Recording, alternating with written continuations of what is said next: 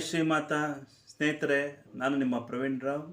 ಇವತ್ತು ರಸ್ತೆಯಲ್ಲಿ ದುಡ್ಡಿಲ್ಲ, ಜನ ಬರ್ತಾ ಇಲ್ಲ ಅನ್ನೋ ಬಗ್ಗೆ ನನಗೊಬ್ಬರು ತುಂಬ ಚೆನ್ನಾಗಿ ವಿವರಿಸಿದರು. ಈ ವಿವರಣೆ ಏನು ಅಂತ ನಾನು ತಮ್ಮಲ್ಲಿ ಹಂಚ್ಕೊಳ್ಳೋಣ ಅಂತ ಈ ವಿಡಿಯೋ ಮಾಡ್ತೀನಿ. ನೀವೇನು ನನ್ನನ್ನು ಸಬ್ಸ್ಕ್ರೈಬ್ ಮಾಡಿಲ್ಲ ಅಂತ ದಯವಿಟ್ಟು ಸಬ್ಸ್ಕ್ರೈಬ್ ಮಾಡಿ.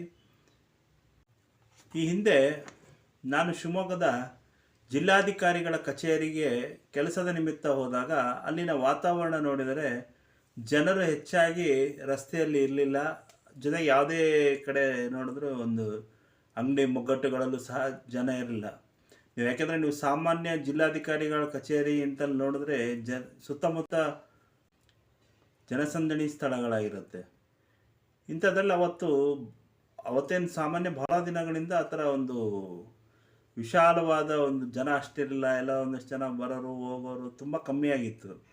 ಈ ಸಂದರ್ಭದಲ್ಲಿ ನಾನು ಅಲ್ಲಿಂದು ಟೀ ಅಂಗಡಿಲಿ ಟೀ ಕುಡಿತಿರ್ಬೇಕಾದ್ರೆ ಒಬ್ಬರು ಯಜಮಾನರು ಬಂದರು. ಅವರು ರಸ್ತೆಯಲ್ಲಿ ದುಡ್ಡಿಲ್ಲ, ಜನ ಇಲ್ಲ ಅಂತ ಅನ್ಕೊಂತ ಬಂದರು. ನನಗೆ ಒಂಥರ ಆಶ್ಚರ್ಯ ಆಯ್ತು, ಇದೇನು ರಸ್ತೆಯಲ್ಲಿ ದುಡ್ಡಿಲ್ಲ ಅಂತಲ್ಲ, ಜನ ಇಲ್ಲ ಅದಕ್ಕೆ ಅಂತ ಅಂದಾಗ ಅವ್ರ ಹತ್ರ ಕೇಳಿದ್ದಕ್ಕೆ ಅವ್ರು ಹೇಳ್ತಾರೆ, ರಸ್ತೆಯಲ್ಲಿ ದುಡ್ಡು ಅಂದರೆ ಮೂಲಭೂತ ಕಾಮಗಾರಿಗಳು, ಅಂದರೆ ರಸ್ತೆಗಳು, ಕಟ್ಟಡಗಳು, ಚರಂಡಿಗಳು, ಸೇತುವೆಗಳು, ಇನ್ನಿತರ ಅಭಿವೃದ್ಧಿ ಕೆಲಸಗಳು. ಈ ಕೆಲಸಗಳು ಹೆಚ್ಚಾಗಿ ನಡೆಯುತ್ತಿದ್ದರೆ ಜನರು DC ಆಫೀಸ್ಗೆ ಬರುತ್ತಾರೆ ಹಾಗೂ ಸುತ್ತಮುತ್ತಲು ಹೆಚ್ಚಾಗಿ ಬರುತ್ತಾರೆ. ಈಗ ಎರಡೂ ನಡೆಯುತ್ತಿಲ್ಲ. ಅಂದರೆ ಜನನೂ ಹೆಚ್ಚಾಗಿ ಬರ್ತಾ ಇಲ್ಲ, ಯಾವುದೇ ಕೆಲಸಗಳು ನಡೀತಾ ಇಲ್ಲ ಅಂತ ಯಜಮಾನರು ಹೇಳಿದರು. ಅದು ಹೇಗೆ ಅಂತ ಕೇಳಿದೆ.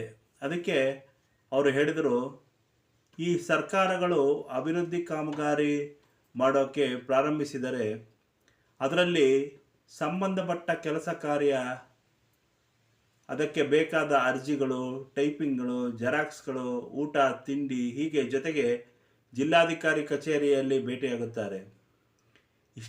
ಇಷ್ಟೇ ಅಲ್ಲ, ಕಾಮಗಾರಿಗಳಿಗೆ ಬಿಲ್ ಕಾಂಟ್ರಾಕ್ಟರ್ಗಳಿಗೆ ಕೊಟ್ಟರೆ ಅವರು ಕೆಲಸಗಾರರಿಗೆ ಕೊಡುತ್ತಾರೆ.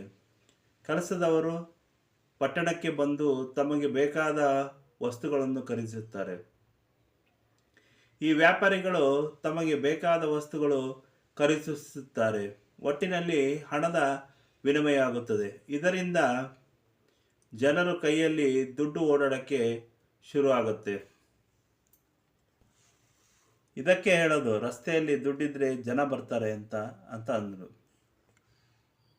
ಒಟ್ಟಾಗಿ ಜನರ ಕೆಲಸ ಕಾರ್ಯಗಳು ಚೆನ್ನಾಗಿ ಆಗಿ ಅವರಿಗೆ ದುಡ್ಡು ಸಿಕ್ಕಿದರೆ ಅದರಿಂದ ಇನ್ನಷ್ಟು ಜನ ಬದುಕುತ್ತಾರೆ ಎಂಬ ಸತ್ಯವನ್ನು ಆ ಯಜಮಾನರು ಕೇವಲ ಒಂದೇ ಒಂದು ವಾಕ್ಯದಲ್ಲಿ ತಿಳಿಸಿಕೊಟ್ಟಿದ್ದಾರೆ. ಏನಂತೀರಾ? ಇಷ್ಟವಾದರೆ ಲೈಕ್ ಮಾಡಿ, ಕಮೆಂಟ್ ಮಾಡಿ, ಸಾಧ್ಯವಾದಷ್ಟು ಶೇರ್ ಮಾಡಿ. ಧನ್ಯವಾದಗಳು.